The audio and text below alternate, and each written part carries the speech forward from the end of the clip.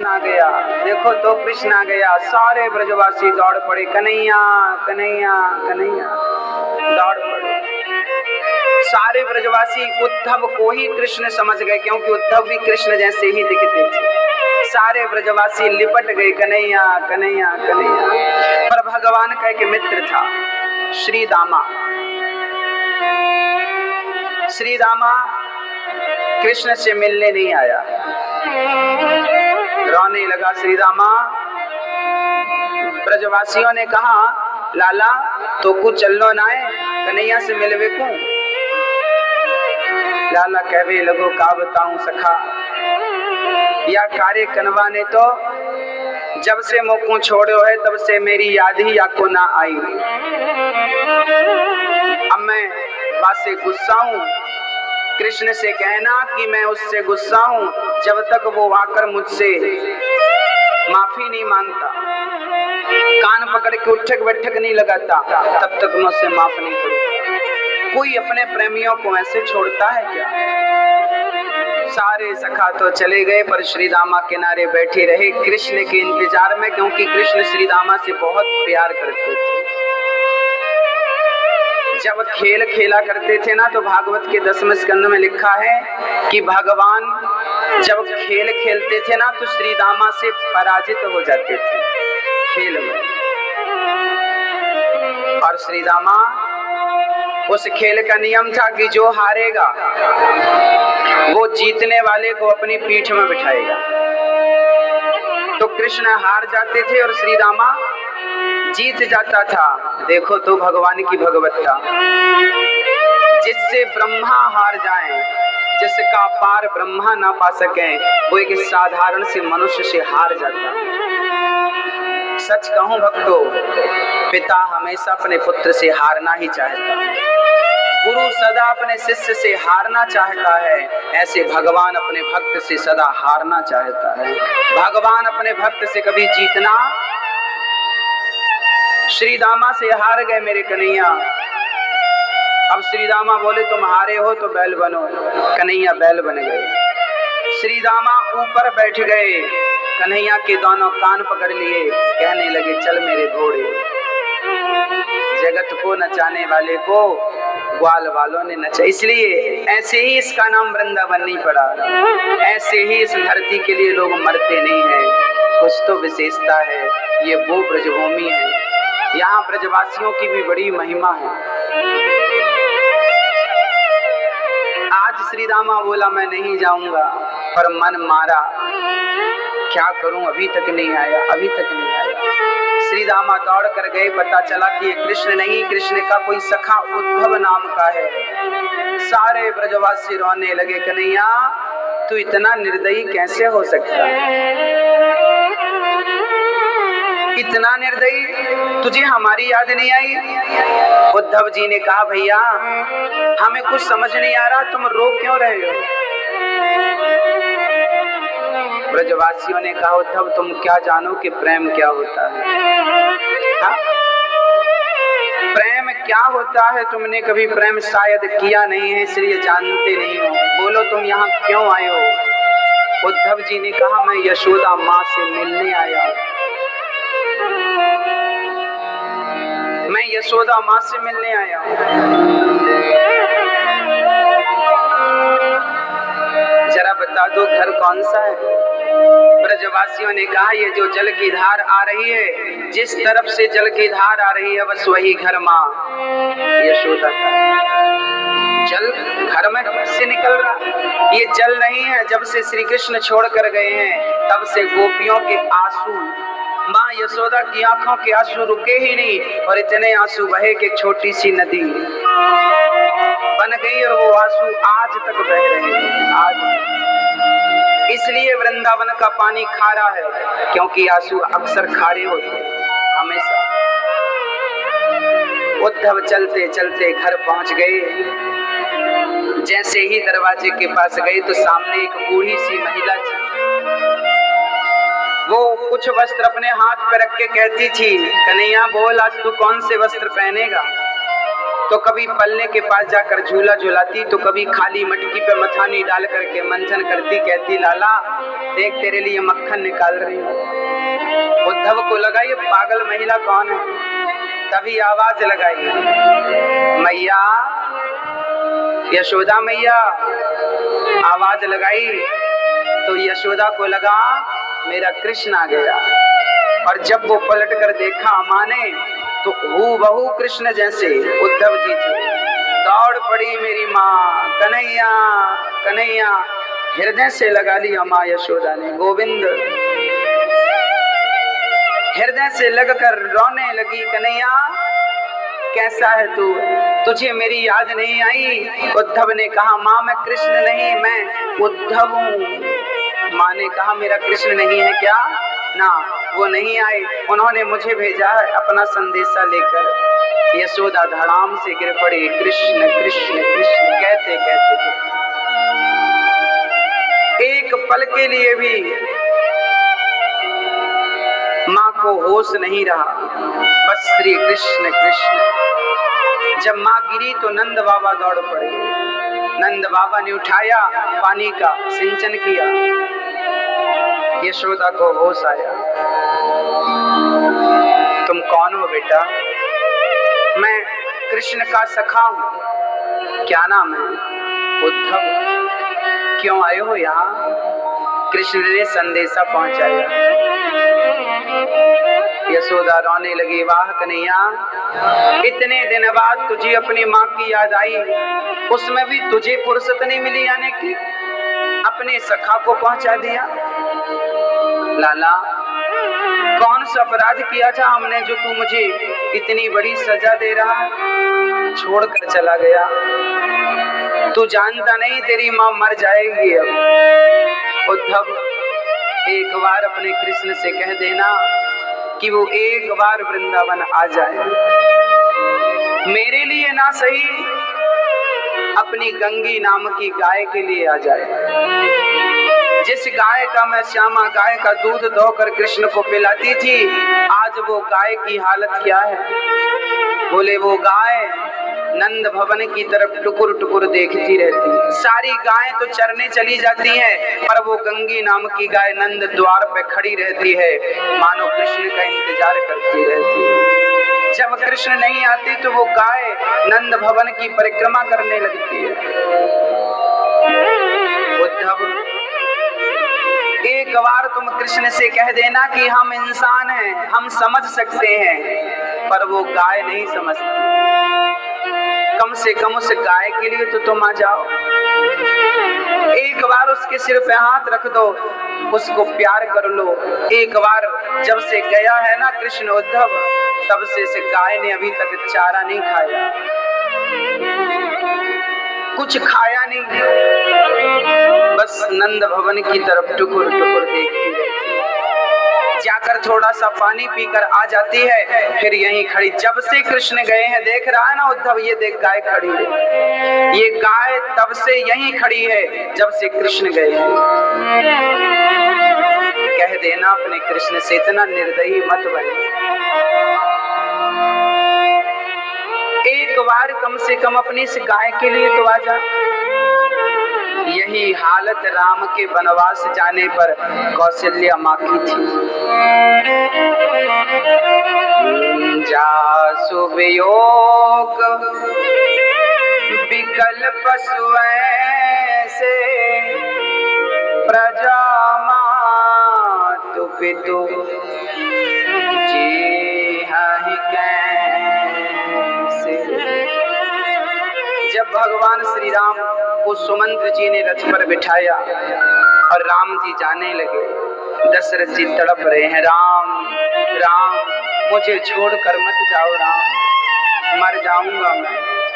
पर राम ने कहा, पिताजी आपने मुझे वनवास भेजा है, मुझे आपकी आज्ञा का पालन करना पड़ेगा। राम जी पलट कर देखे नहीं, पिता रोते रहे, राम मैं मर जाऊंगा, राम मुझे छोड़कर मत जाओ। राम चल पड़े, सारी प्रजा राम को घेर कर खड़ी हो गई। सारी प्रजा राम राम कहकर, राम मुझे छोड़कर मत जाओ। बच्चों से लेकर बूढ़े तक, गाय बछड़े सारे लोग, रामचरितमानस में लिखा है कि जब राम जी वनवास गए तो पशु पक्षी भी रोए थे। रामचरितमानस का इस प्रसंग को आप पढ़ेंगे तो आपको मिलेगा कि राम जी जब वनवास गए थे तो दुख को भी दुख हुआ था। जिसका नाम दुख है उस दुख को भी दुख हुआ था राम के वनवास। जिस घोड़े पर तुलसीदास जी इस प्रसंग को लिखने के बाद अपनी कलम रख करके बहुत रोए हैं, प्रसंग बड़ा अद्भुत है। जब सुमंत्र जी ने राम जी को रथ पर बिठाया, गंगा के किनारे पहुंचे, राम जी ने कहा, तातश्री अब आप वापस जाइए, मैं यहाँ से आगे की यात्रा अकेला करना चाहता हूँ। सुमंत्र जी ने परवश राम सुमंत्र पठाए।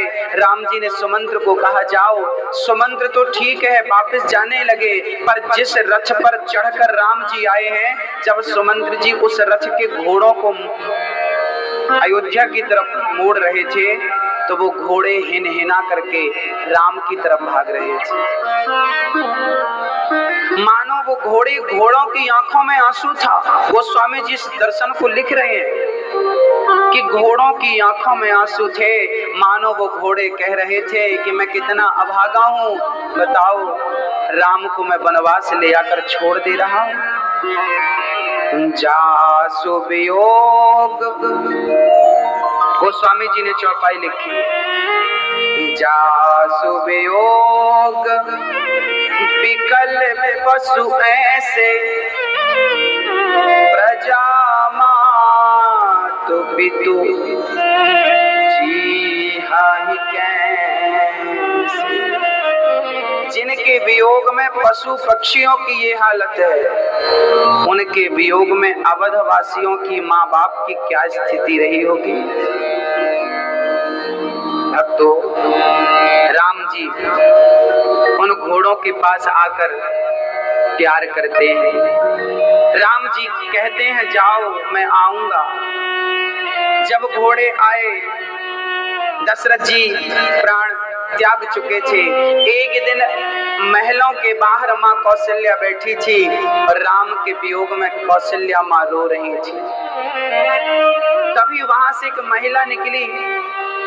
किसी ने पूछा, तुम कहाँ जा रही हो? महिला ने कहा, मैं चित्रकूट जा रही हूँ। और जैसे ही चित्रकूट का नाम सुना, मानो कौशल्या माँ के अंदर जान आ गई, दौड़ पड़ी, हृदय से लिपट गई। बहन तू चित्रकूट जा रही है, एक छोटा सा संदेशा मेरा भी लेती जा। क्या कहना चाहती हो बहन? उस कौशल्या माँ ने कहा, बहन चित्रकूट में मेरे राम मिलेंगे, मेरे राम से कह देना कि राम एक बार अयोध्या लौट कर आ जाओ। पूछेगा किसके लिए? कह देना कि अपनी माँ के लिए नहीं, अपनी प्रजा के लिए नहीं, उन घोड़ों के लिए वापस आ जाना जिस रथ के घोड़ों को तुमने हृदय से लगाया था, जिस रथ पर वो घोड़े लगे थे, जिस रथ पर बैठकर आप गए थे, वो रथ के घोड़े आज तक ना तो चारा खाया है, ना तो कुछ ग्रहण किया। बस वो घोड़े रोते रहते हैं कि मैं राम को वनवास क्यों छोड़कर आ गया, मैं कारण क्यों बन गया, मैं निमित्त क्यों बन गया, मैं कितना अभागा हूँ, मैं क्यों छोड़कर आ गया। वो जानवर हैं, पर उन जानवरों के अंदर भी कृष्ण के प्रति कितना प्रेम है, राम के प्रति कितना प्रेम। कृष्ण वियोग में गंगी गाय का वर्णन है और राम के वियोग में उन घोड़ों का वर्णन। गंगी गाय का वर्णन है और राम के वियोग में उन घोड़ों का वर्णन। आपको कल की डेट नहीं, आज की तारीख में दर्शन देंगे आपको। प्रबल प्रेम के पाले पड़कर प्रभु को नियम बदलते थे। उद्धव जी महाराज माँ यशोदा से रात भर चर्चा किए, चर्चा करते करते रात गुजर गई। यशोदा कहती है, मेरा लाला कैसा है, खाता पीता है कि नहीं, स्वस्थ है कि नहीं? माँ बिल्कुल अच्छा है, मुझे याद करता है कि नहीं? पूरी रात कृष्ण की चर्चा करते करते गुजर गई। सुबह उद्धव जी ने स्नान किया कि प्रेम सरोवर पे गोपियां बैठी थी, कृष्ण का चिंतन कर रही थी। उसी समय उद्धव जी आए। उद्धव जी ने गोपियों से कहा, देवियों आप रोया ना करो, रोने से उसकी प्राप्ति नहीं होती। देखो मैं कितना बड़ा ज्ञानी हूं, मुझे भगवान मिल गए। गोपियों ने कहा, उद्धव हम नहीं चाहती कि रोएं, पर क्या बताएं, जब उसकी याद आती है ना तो आंखों का पानी रुकता ही नहीं, आंखें मेरे बस में नहीं है। उद्धव तू ज्ञानी है पर मैं ज्ञानी नहीं, और जिस कृष्ण की तू पैरवी कर रहा है ना, उस कृष्ण को मैं भली भांति जानती हूँ, एक नंबर का कपटी है, कपटी। क्या बिगाड़ा था पूतना ने, सुपड़खा ने, नाक कान काट दिया। क्या बिगाड़ा था राजा बलि ने, बामन बन के सब लूट लिया। क्या बिगाड़ा था हम अनपढ़ गोपियों ने, प्रेम ही तो किया था, छोड़कर चला गया। अच्छा उद्धव ये बताओ, देखिए गोपियां कृष्ण को डांटती भी हैं। जहां प्रेम होता है ना, आप अपने प्रेमी को डांट सकते हैं, वहां आपको अधिकार मिलता है कुछ कहने का। आज गोपियां उद्धव से कह रही हैं, ये बताओ उद्धव मेरे कृष्ण ने क्या भेजा है। उद्धव ने एक कागज निकाल कर दे दिया, बोले कृष्ण ने चिट्ठी भेजी है।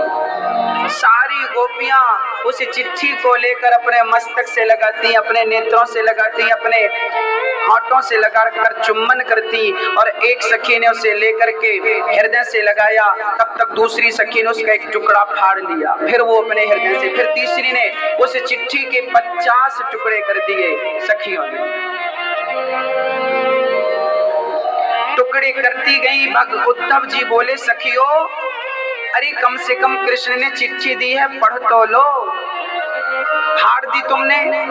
गोपियों ने कहा, उद्धव जिसने कृष्ण को पढ़ रखा हो उसको कृष्ण की चिट्ठी पढ़ने की जरूरत नहीं है, हमने तो कृष्ण को ही पढ़ रखा, अब उसकी चिट्ठी कैसे पढ़ें। उद्धव जी ज्ञानी थे, और जब गोपियों ने अपने प्रेम की बातें सुनाई कि उद्धव हम तो कोई काम करती है ना तो हमें वो कृष्ण नजर आता। उद्धव जी कहते हैं, जरा आंख बंद करो और कृष्ण का चिंतन किया करो।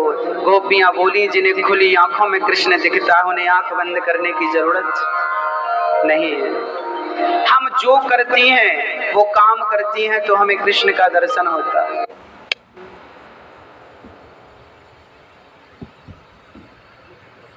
भगवान वस्तु का बिल्कुल भूखा नहीं है। भगवान को आप फूल माला मत चढ़ाओ, चलेगा। भगवान को रुपया पैसा मत चढ़ाओ, चलेगा।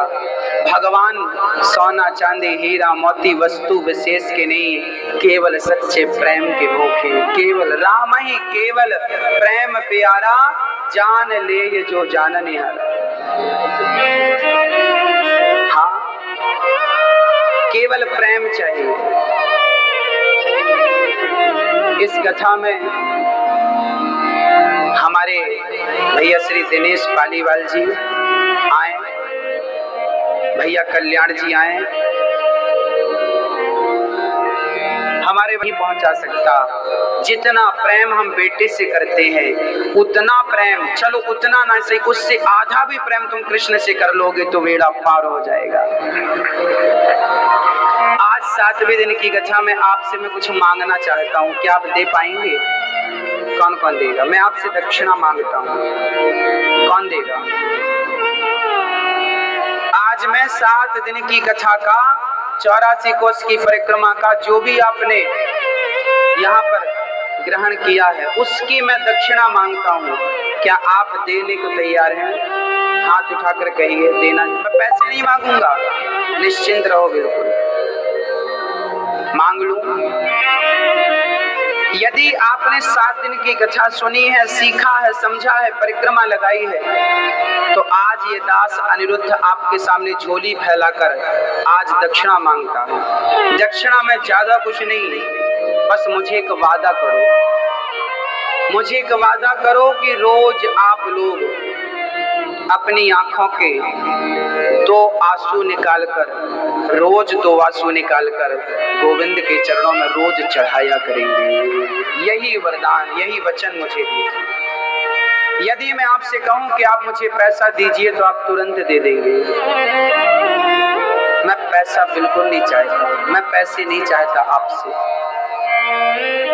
आज मैं वृंदावन में आपसे केवल प्रार्थना करना चाहता हूं कि रोज, ज्यादा नहीं, भगवान को प्रेम के 2 आंसू निकाल कर रोज चढ़ाया करो। मीराबाई रोया करती थी, नरसिंह मेहता रोया करते थे, गोपियां रोया करती थी। याद रखना भक्तों, जब कोई बालक अपनी जिद पूरी कराता है ना माँ बाप से, रोकर ही कराता। बस भगवान को पाने के लिए उन्हें फूल चढ़ाना जरूरी नहीं है। भगवान को 4 चीजें बहुत पसंद है, पत्रम पुष्पम फलम तोयम। यदि तुमसे कुछ नहीं आता तो प्रेम से तुलसी का पत्ता। मेरी माँ, आप रोज भगवान श्री कृष्ण की पूजा का मैंने एक नियम बताया था आपको, उसमें एक चीज और ऐड करिएगा। जब ठाकुर जी को आप कपड़े उतार करके थाली पे रखते हो ना, तो पानी से स्नान कराने के बाद, दूध दही से स्नान कराने के बाद, उनको पोंछने के बाद फिर से रख देना। और आप कम से कम 51 तुलसी के पत्ते तोड़ना, 101, 108 तुलसी के पत्ते तोड़ना और रोज अर्चन किया करो। क्या करना है आपको? नारायणाय नमः। 1 तुलसी का पत्ता चढ़ाओ और क्या बोलना है? बोलो नारायणाय नमः, नारायणाय नमः, नारायणाय नमः, नारायणाय नमः, नारायणाय नमः। क्या? रोज 11 पत्ते रोज भगवान को चढ़ाने से आपके घर में कभी लक्ष्मी की कमी नहीं होगी। ये मैं लिख के देता हूं। तुलसी के पत्तों से आप अर्चन करेंगे ठाकुर जी का। क्या करेंगे? भगवान को तुलसी का पत्ता बहुत पसंद है। एक बात और कहूंगा कि तुलसी का पत्ता जब आप भगवान को चढ़ाया करें तो 107 पत्ता चढ़ाएं और 108वां पत्ता क्या? बोले अपने आप को तुलसी का पत्ता बनाकर अपने आप को भी चढ़ा दे। कन्हैया मैं अपने आप को चढ़ा। 11 पत्ते चढ़ाना है तो 10 तुलसी के पत्ते चढ़ाओ और 11वां अपने